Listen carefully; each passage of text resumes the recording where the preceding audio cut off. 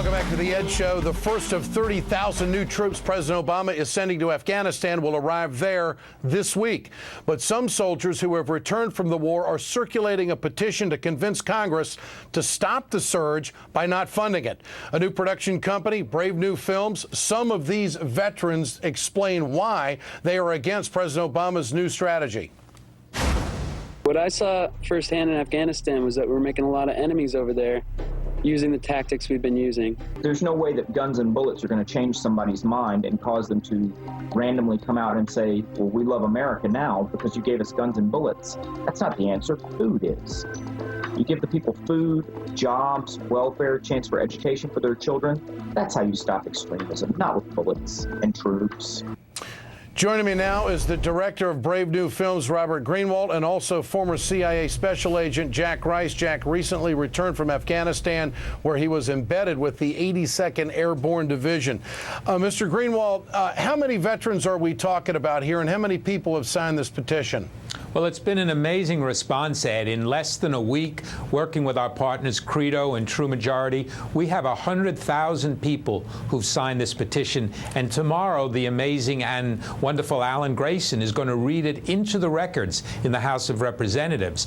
We know this war has to be funded. We know there are going to be lots of efforts, and we must start now letting people know loudly and clearly we don't want to spend $1 million per troop in Afghanistan. Jack Rice, what did you see in Afghanistan that would correlate to some of the things that are on this film?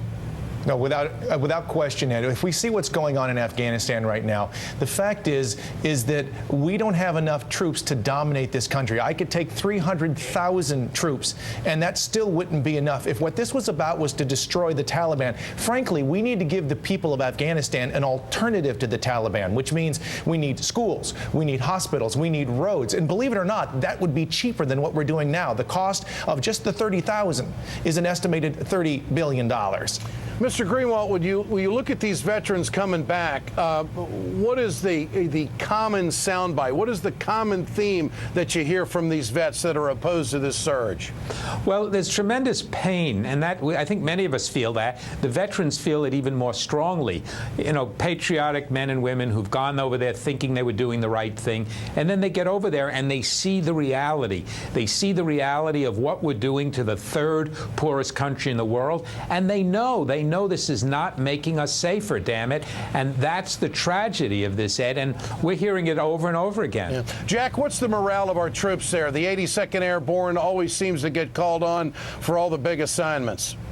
You know, this was an incredible thing for me, Ed. This is the first time I ever saw a group of guys, some of them on their 5th deployments, one guy on his 7th deployment. Think about this, since 2001. I mean, these guys are trigger pullers. I mean, that's what they do. So for them, this is a big part of what they are. But you know what? At the same time, one officer told me this. He said, if I had to pick one country that was harder than for a mechanized army to win, you couldn't find one that's harder than this one.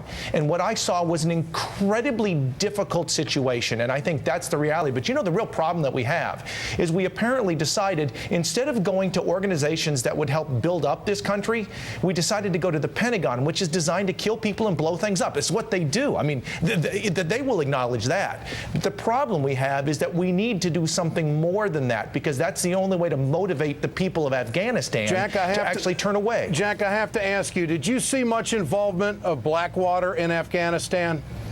I did not. I was in Kabul, I was in Kandahar, and I was in Herat. And yet at the same time, they try to separate themselves as much as they can.